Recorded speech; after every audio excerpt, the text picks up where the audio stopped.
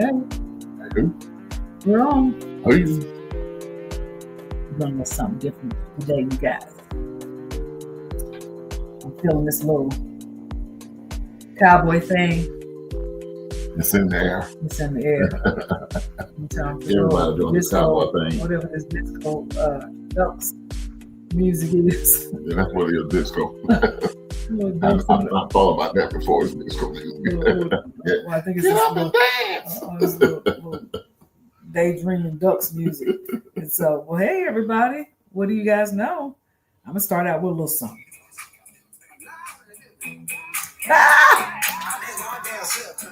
And y'all, you know she's from Texas, so it's right up her alley. I don't have my fan yet. I just do my hand. What happened to your fan? It's in the room. Oh, Okay, y'all, we're going to start it out like this today. Cross it over and turn. Oh. do your thing, baby.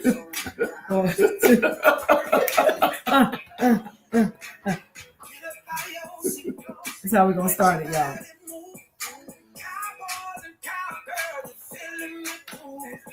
So we got 4 minutes before we're going to get started. And we wanted to come on here a little bit early. Maybe you know how to do the dance? Not interested. You ain't interested. You seen everybody like doing this dance? I'm not like everybody. They not like me. They're not like you. They ain't like us. I'm an original OG.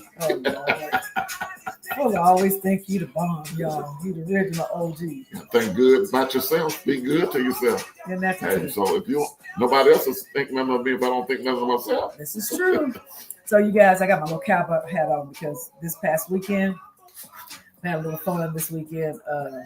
Our senior group, including my mama, she's a senior, Oasis.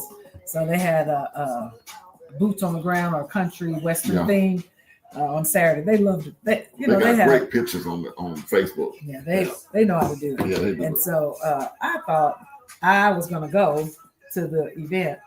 And we had for those that know and saw my post, we had a homegoing for TC Constance, who used to lead praise and worship. Her husband passed away. Terrence Gaston. Yeah, Gaston, who had been on our broadcast for probably 4 times. We had him on there, part 1 and 2, and then he came back on Where Are They Now and gave us another update. And so, unfortunately, life is just so. I told Fuller, it feels so surreal to have sat there and just been, watching the year unfold, because it's been really just a year and a half. Yeah. And then where we are now from, talking to him maybe about 6 months ago to now. Yeah. And so, but anyway, fast, it did happen fast. And so we thank you guys for praying with us, let me make sure I got my laptop plugged in right. Let's check it out over here, baby. Make sure it's plugged in. You plug it in on the second one. Not the first one, but the second one. This is the first one there, second one. Okay, that one right there. Yeah. So I want to make sure we all plugged in and ready to go. So we got 1 more minute. So we're just kind of letting you guys join. And hey, everybody, we see y'all are coming in. Want to say happy birthday. Look, you know what, babe? It is someone special's birthday today. It is very special to me and us. And he always thinks of other people first. I don't call his name yet. Okay. Because he takes us to the airport. Yeah. He picks us up. We get invited to his ministry. We have all sorts of family, friend gatherings with each other. When we have family gatherings, he's here. When we anything we have need anything for us in the house, automobile, I need to pick up or delivery or whatever. Fuller come talking about his light on the back of his car got messed up one time when we went to go see Austin. They bust my light. But they bust. And then, the place. The valet people. The valet people. They messed the Fuller's light. And so our good friend who's celebrating a birthday today. What is it, 27th birthday? Yeah, well, I think he's 29. 29, all right. Okay, pastors. Jeffrey Glover is in the house. My son, Jay Glover. And I call him Glover. And so And we just want to honor him today because he always supports us, everything we do, whether I'm preaching, whether I need to drive. He for CDMA members, if they had a homegoing, he drive me there and back. Really? Yeah, just always there. So I thank God for him. Yes, and look at your sister Linda. She talking about Linda likes to play along. She's like, woo. Love her? Yeah. So anyway, you guys, we had a great weekend. It is, I don't know where you are located, but in the ATL, it is hot outside. Yep. It is hot. I said I was gonna go to the gym, baby, but I think I'm gonna have to stay inside until at least 8. Yeah. And it's still hot outside. So we gotta get going though. Oh, yes. But I want to say that we went to Green Manor yesterday after church. That woman cooked. Yeah, I mean, it was good. That's the plantation house, right? Yeah, I don't care what kind of house it was. But it was good, huh? It was good. I hadn't been in such a long time. It was good. It was good. We try to change up. What we're trying to do now, you guys, you know that we moved. We're trying to stay on our side of town. Yeah. Because going through downtown traffic, going up north and all that, it's just too far. Too much traffic. So we're trying to span our horizons in the area that we live in, which has really been good. So tonight, you guys, we are back with you again once again for a part 2 with the McNairs. Yes, right. Yes. And so Krislyn and Rob and Krislyn. And so we had a great part 1 last week. I'm gonna pop them in because I'm gonna go back over some of what we learned. Is that all right? You ready? Of course, they meant a lot to me. Krislyn called me Pops. You know, I worked in the office there, Dad. And Rob, I probably 2.5 years, Rob. About 2.5 years I mentored him and pastorship. Okay. And, so we had a special bond. I have a special bond with this couple, yeah. Okay, well, look, I see Krislyn, you looking cute over there. I see you. Wait, I noticed this was behind the scenes. I know, because I was like, what's wrong with him? But darling, I got you though. Look. That's what I'm saying. And wait a minute. Not only does she got the fan, but it's pink and green. I saw it. Hey. You know one thing I got this red right now. It's got a Delta sign on it, and it's hot. Delta done left town. Thank you for bringing your wow. Yeah. So look, you guys, thank you again for joining us for part 2 of your story. We spent a lot of time last week. I know it was so quick that we talked about a lot of things, but this week we want to pick back up on where we were from last week and get started so that we can hear the rest of your story. We know that you guys have been married 11 years now, but 8 of those years there were some ups and downs, right? And that's the part where we have these sessions where people get a chance to go through life. Sometimes people just assume it's just them that experience the struggles in their marriage, and they don't realize that them too, me too. And to give other people hope. When they're struggling, they think. I've said in church before, and I was going through maybe finances or just going through not knowing what God had for me, or that God really still remembered me. I think that's a message I want to preach. So, and I hear all these people on the platform talking about the jets and the custom suits and the shoes and their house and how large they minister. And I'm saying, man, am I doing something wrong? Is something wrong? But so I appreciate your transparency and your honesty, because people need to know the struggle before the victory, and it give other couples hope. And you guys are a young couple, so a lot of times we've had more mature or couples on. Yeah. And so we always want to bring another young couple on, and y'all the perfect one for us. And look, what Krislyn and Rob talked about last week was just so that being vulnerable, because you guys mentioned out of the 8 years you were married, 11 years you've been married, 8 of those, there's been these ups and downs in this struggle. And most people would think that I get married the first, few years. Oh man, we in the bedroom, we knocking it out. We doing all of these great things. But we forget that there's work that's involved in being married. And so, I one of the things I like that you said, Krislyn, is that, when you wanted to give up, you said I was too nosy. to leave prematurely. And I was like, wow, you said, because I wanted to know there could have potentially, and there is, this redeemed version that you wouldn't have gotten a chance to see had you given up too soon. Yeah. And so, but so where we picked up, or where we were last week, is you guys were talking about counseling, having gone through the counseling sessions. Krislyn, you had you had already had your mindset that you was being separated mentally and physically, had moved into a house that your mom had and gotten yourself a job, and you went back to school, and all of these things you were preparing. But then y'all started the counseling, started dating.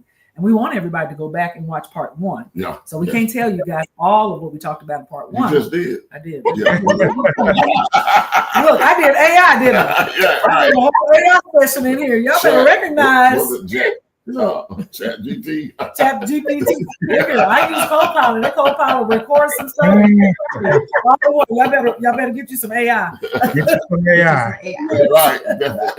So look, we're gonna stop chatting, and we want you guys to minister to the people tonight.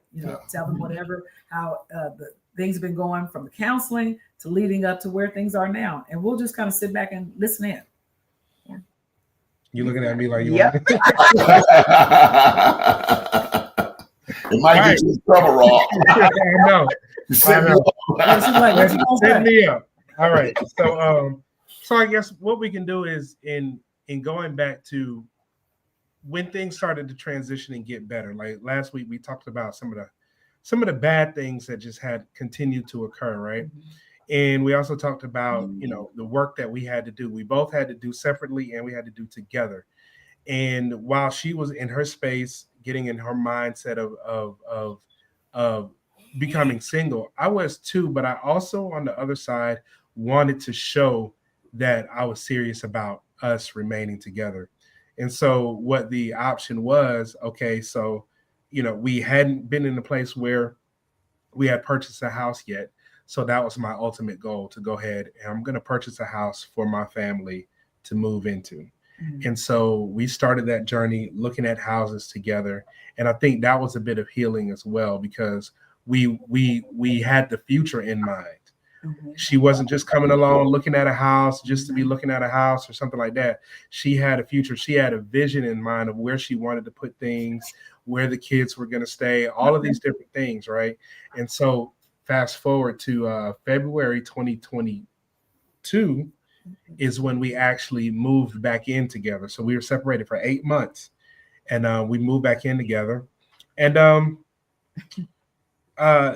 initially, I mean, things started off they still started off kind of rocky, because we had to get to know each other again.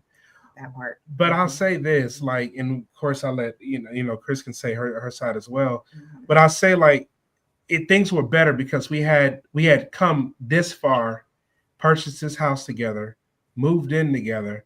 Now, there's not much more that can go on that we haven't been through already. So even in those times where we were struggling, arguing, and this, that, and the other, I think the end goal was still saying, you know what, we're going to stick it out, So. Mm-hmm.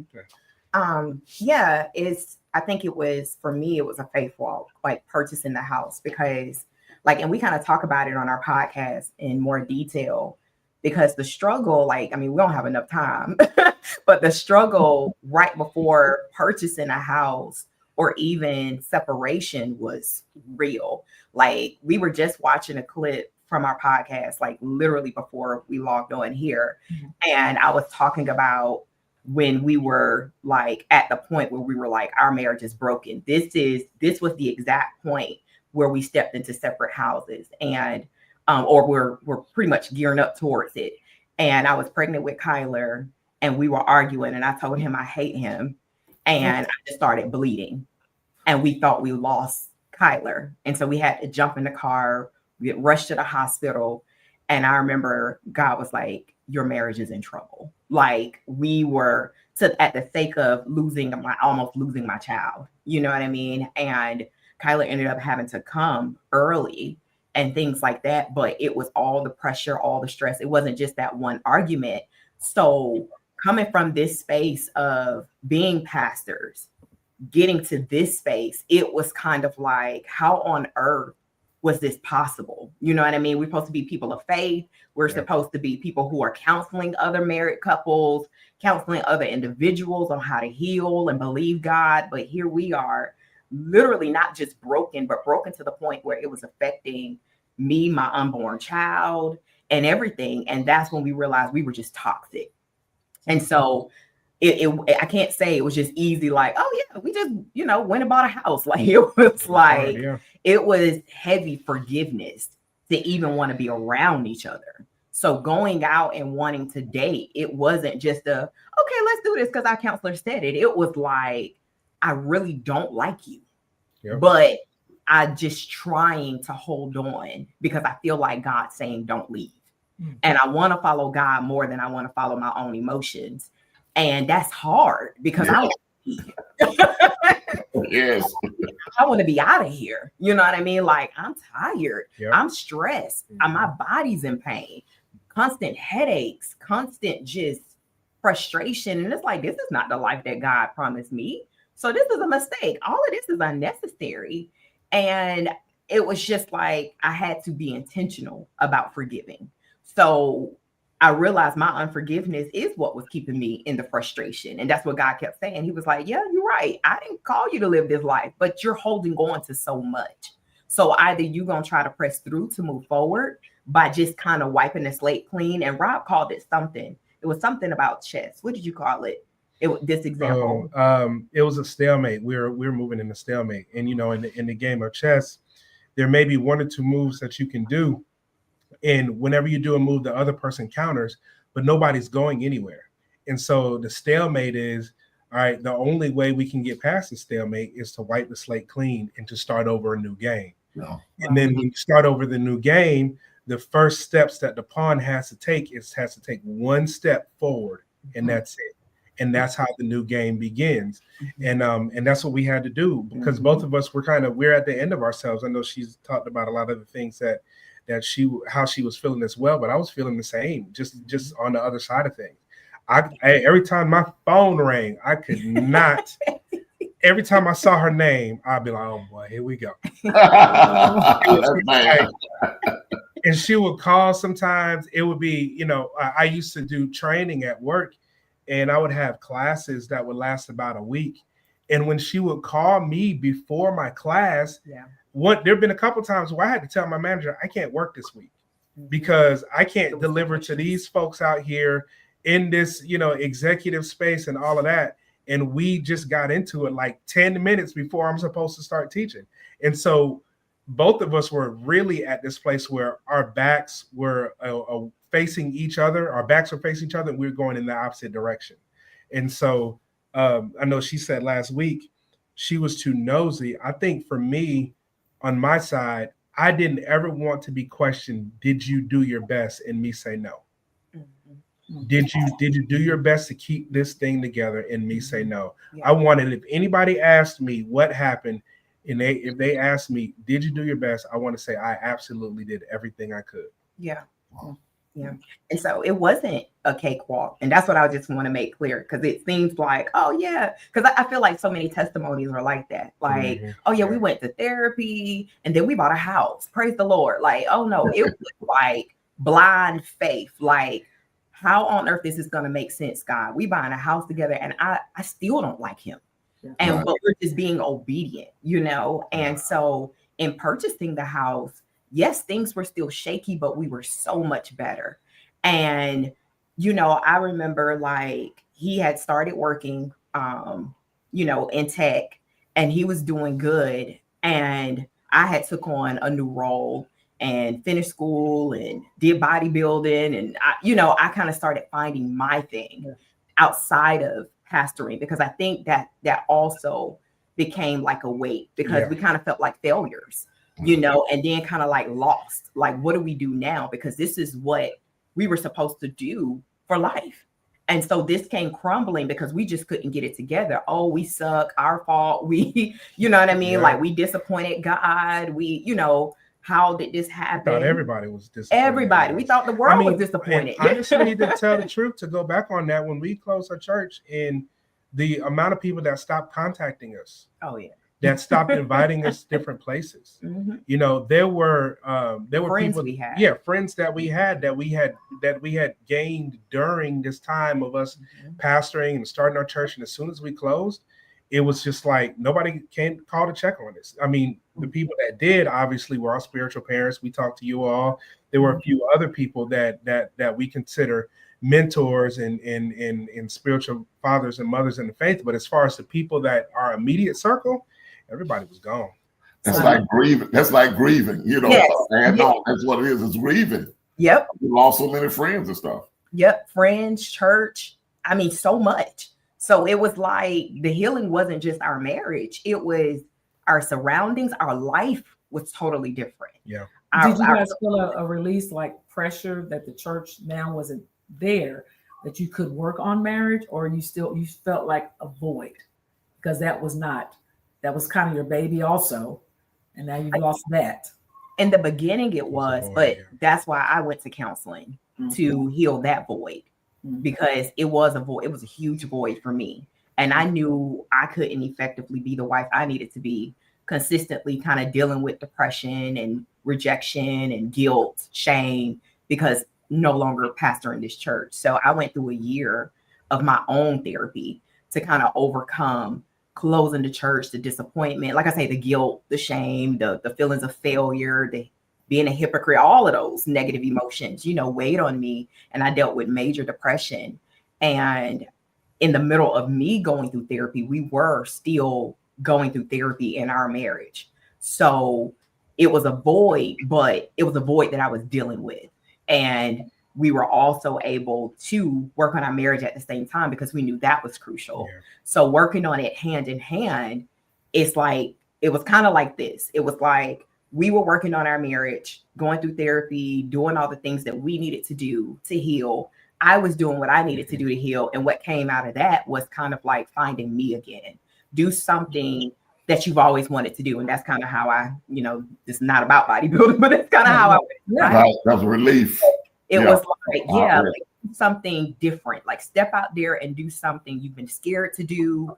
It was just kind of like separate for a moment.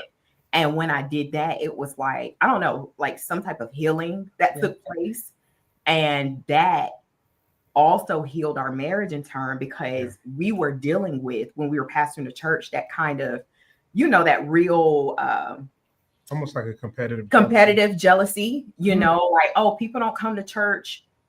Like when you preach, Chris, people don't come to church the same way they come to church when I preach. You get what I mean? So it was a lot of competitive jealousy. So I always felt like he didn't support me fully. There was jealousy there because he would always kind of slick say, well, you know, church pack out every time you preaching, you know, it was always like that back then. So when I did the competitions, he was front row, like, go baby. I've never seen Rob do that ever.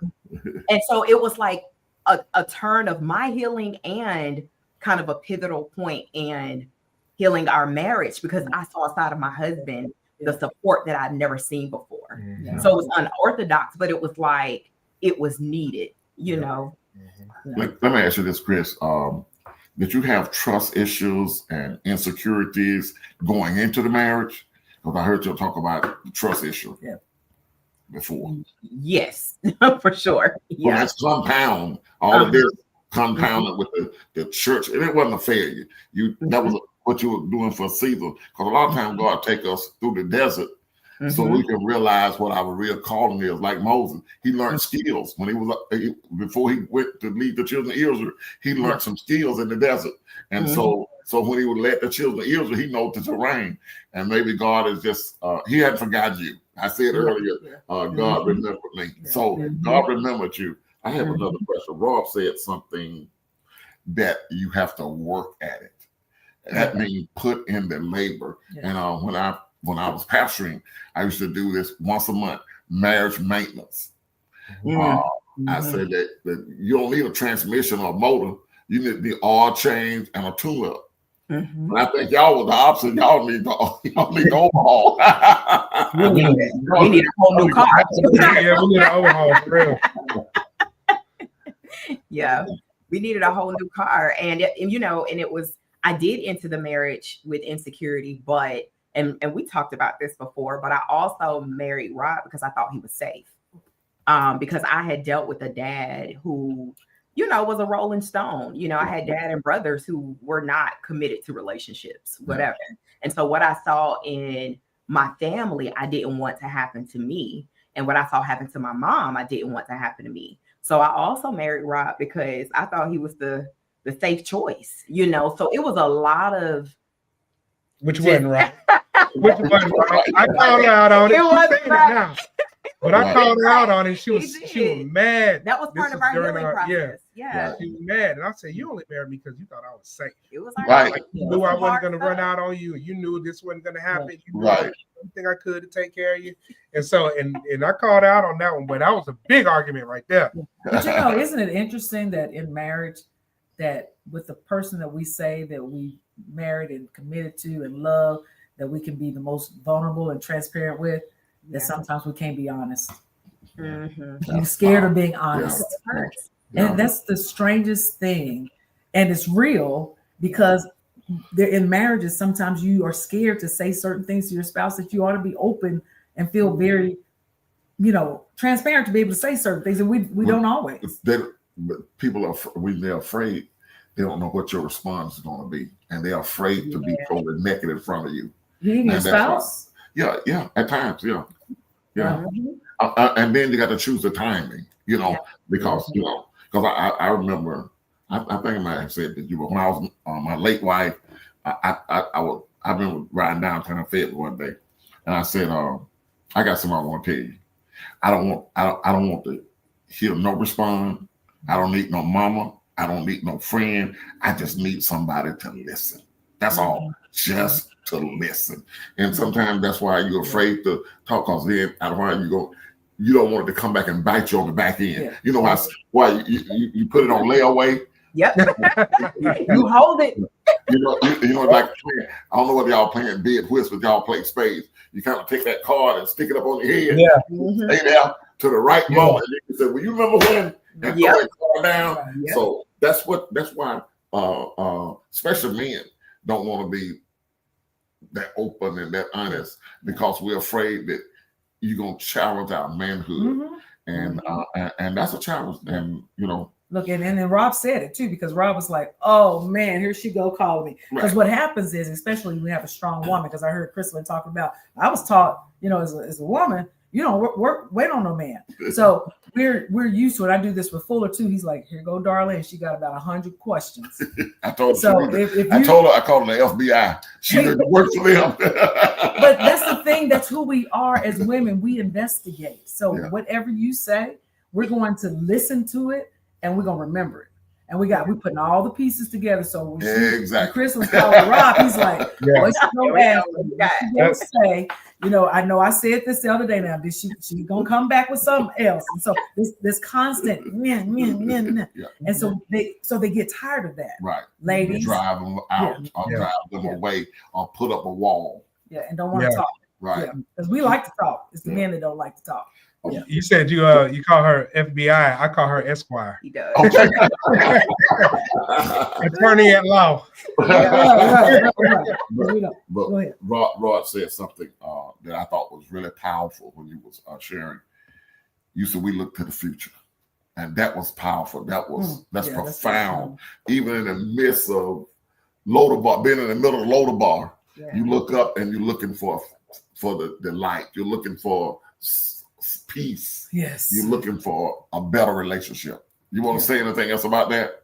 Yeah, absolutely. It's one of those things where sometimes you're so focused on you're focused on your future, right? And you're trying to get to a specific location, and you forget to look back and see how far you've come.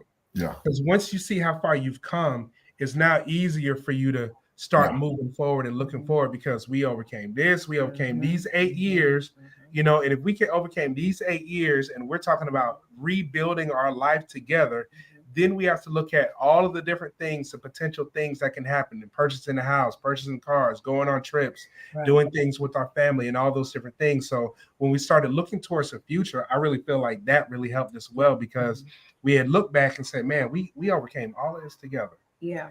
Right. And this is it. What did you say? Together. together. Yeah. And it was, and it was consistently moving in the future. It wasn't, like he said, we had to wipe the slate clean. So I did, as hard as it was, I did have to keep my mouth closed from what happened, because it was so easy to bring up, well, you did this and you did that. And I felt, but, God was like, that's entitlement. Then, which you can never heal from that space. And God was like, you just gotta, it was almost like he said it like this. God was like, you gotta meet the new Rob. That's the only way you can move forward. Is you gotta look at him like he's brand new, like you just married a new spouse, because that's what it is. We're wiping the slate clean, and we're literally like entering this marriage new. And so that's what it was, almost like everything was new. The house was new, our mindset was new. Everything was like, we got to enter this new. And so that's really like how we started moving forward. And, even from his side, coming from pastoring, never feeling like he had a voice or really the confidence and stuff like that, you got into tech, and you started finding your way. You could tell that in your tech talks. Yeah, because I was working at the church for a while, and I was still working in the tech space. Bishop, I was working on applications and all those different things. But during our transition and our arguing and stuff, I did end up leaving the church, right? Unannounced to her, which that's a whole nother. That would take another. Oh gosh, right? You did not. That's a whole part 3. Although there's confidence in my abilities as well. So, but anyhow, so I ended up getting over and actually working for Microsoft. I got a position over at Microsoft. And with that position over at Microsoft, I did a lot of technical training and things of that nature. Well, technical training, what am I doing? I'm standing up in front of folks, right?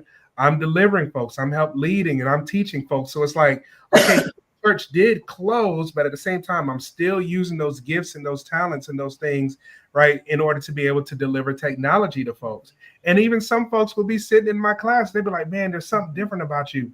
And they would be telling me some of their problems and stuff like that. So I will still get an opportunity to minister. And so now, fast forward here, I've been doing a lot of talks, a lot of technical talks. I was invited to do a TED talk in September.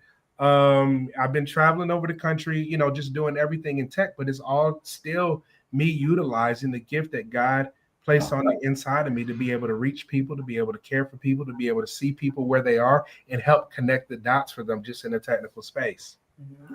I love that. I mean, you both seem like y'all have found, and it's still evolving, right? It's still right. So from February 2022, so where are you guys now? I mean, I will say this, and I kind of share this a lot. Never in a million years I would have expected our marriage to be here. Never. I would not even have known to pray for where our marriage is. I actually like being around Rob, to the point I didn't before, but to the point where when he's gone into the office, I'm like, what you doing? Where you at? We are inseparable. Yeah. But I never would have envisioned ever that, even from the first year of our marriage, on through the 8th, even the 9th year, I never would have imagined what it is today. But it's in being obedient to God and literally sticking to the fight, he's completely turned things around and restitution on a whole nother level. We went through car repossessions, we went through evictions, we went through a lot. We had a car blow up. Yeah. And it's to be at this space where you live a totally different life. Never in a million years could I have envisioned that, and living it with someone you actually like, and love, and enjoy being around after all of what we went through. I mean, there were so many times where I thought this was over, this is the end. Never could I have imagined, that this could turn around. But God, literally, I feel like our marriage is God can literally do the impossible, because I exceedingly above. Yeah, I just not. But even in all aspects, even with my mom, him and my mom's relationship, they never really cared for each other.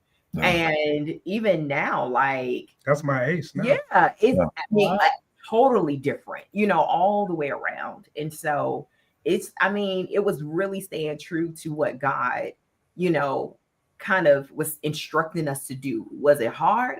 Absolutely. Did I want to give up? Because it was easier to give up. I mean, it was easy to I don't want to endure this. This is crazy. Yeah. But I could not have imagined that God would, bring us here. Now we still struggle at times. We still argue. You know what I mean?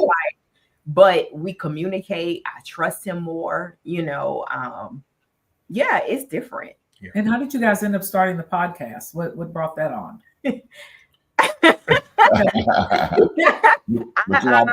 This is Rob. That was. I want to interject something here. I think that in infatuated love doesn't last. No. But when you learn to love someone, I think it's everlasting. When you learn to love them, because you didn't fall in so madly in love. Those kind of things, they kind of fizzle out. But then when you learn to love someone and spend that time with them, like today, it just blessed me today. I had a ENT appointment, and so I've been a little nasal, and I guess I've been snoring too loud. I don't snore all the time anyway. I guess it was a little loud, just a little louder. So she made me go. So I went today, and she was out and today because she was not working at the desk, and she was going to Kroger. I said, "I'll come out." She said, "Come on, I love being with you. Come on down to Kroger. You know how that made me feel, Rob." What he was trying to do is say, could you pick up the water for me? Because that's all I really need at the grocery store. Would you mind picking up the bottle of water? And I was like, well. So I thought you really missed me. So you just want to come and lift the water. So he went to get the water. So I said, you know what? I really like being around you. Why don't you meet me at Kroger?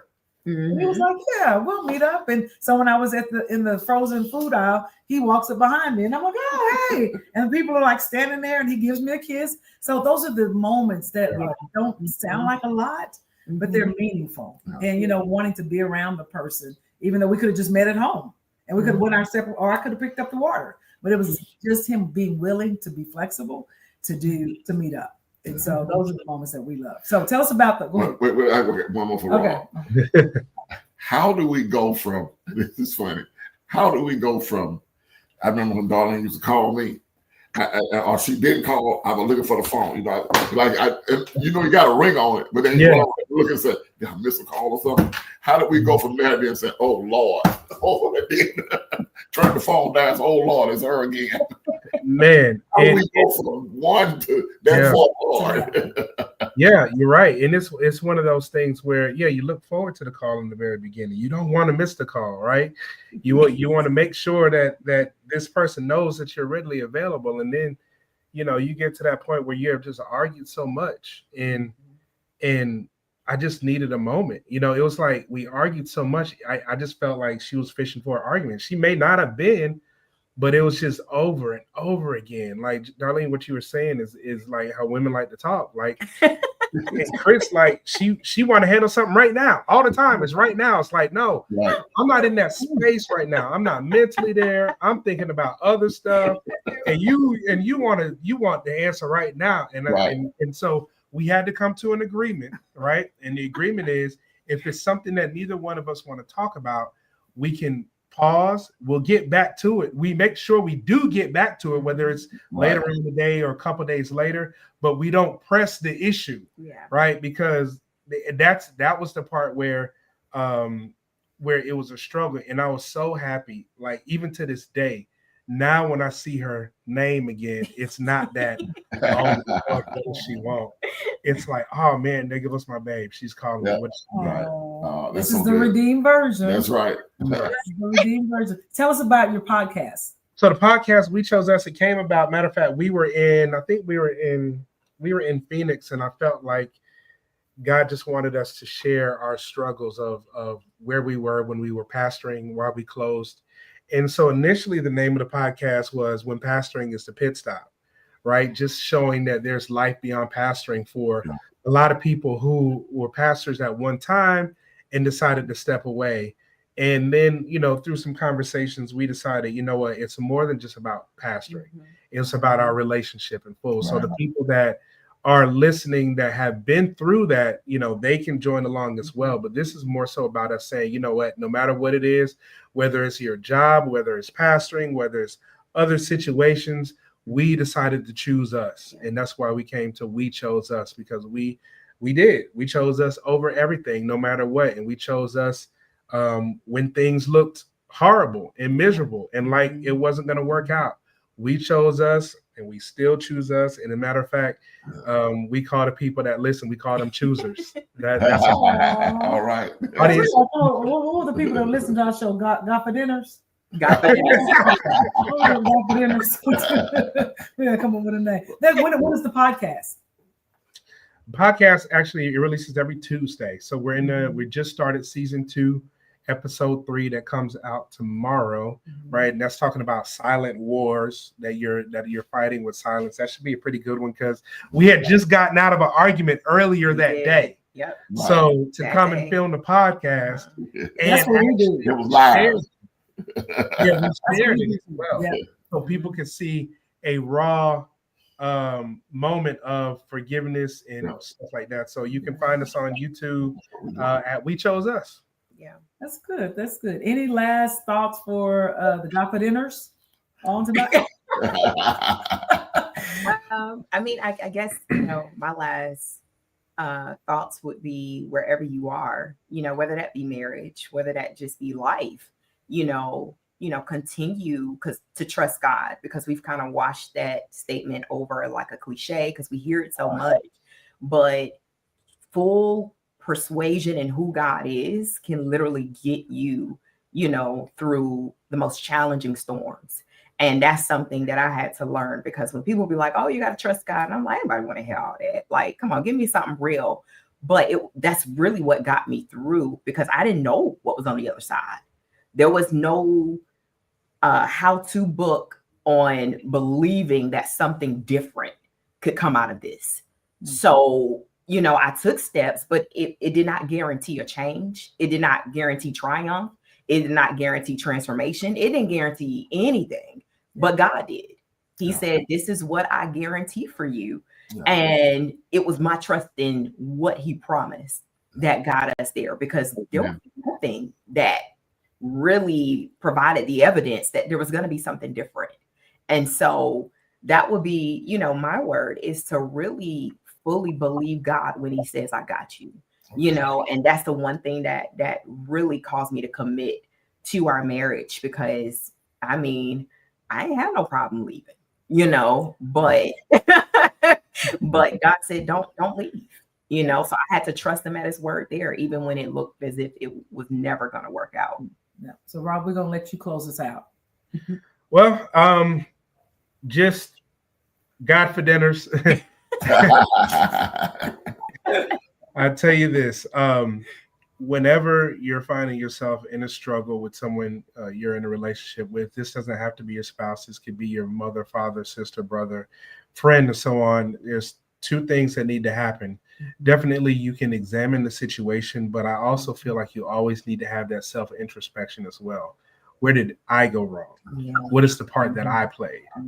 And listen to what the other person is saying.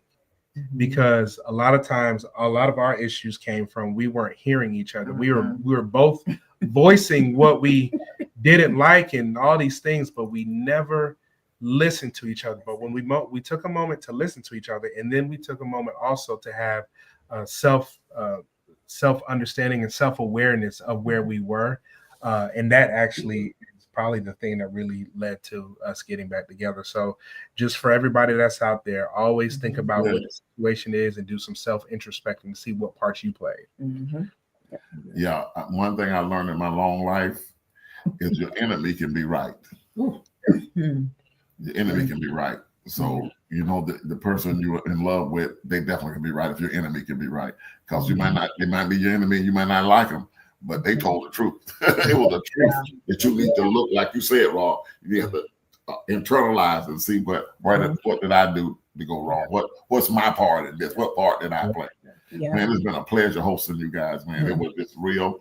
And that's why we appreciate it so much, because we don't even Darlene and I do the show, we don't talk about what we're going to talk about. She might come up with a subject maybe an hour or two before, and we said nothing else about it, and we get on and just.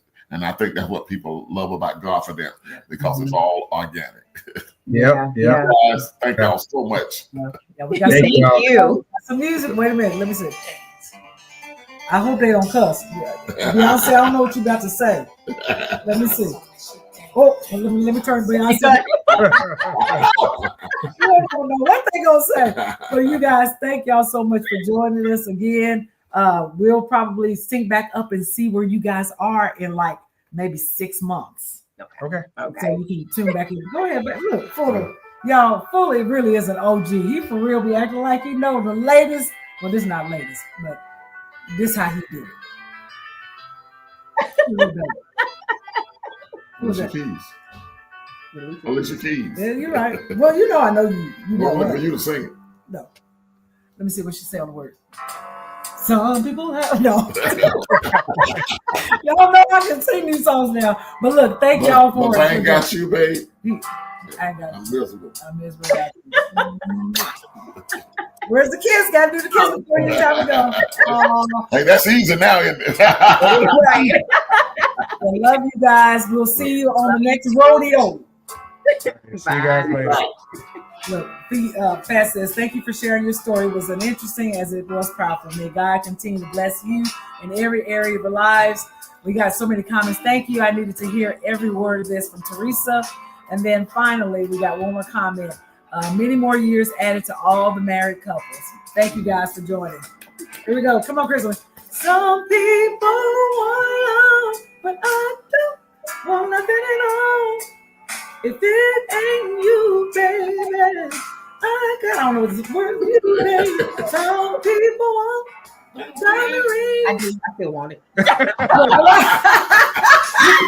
now we're gonna start something else again. So sorry, y'all. We out. Love y'all.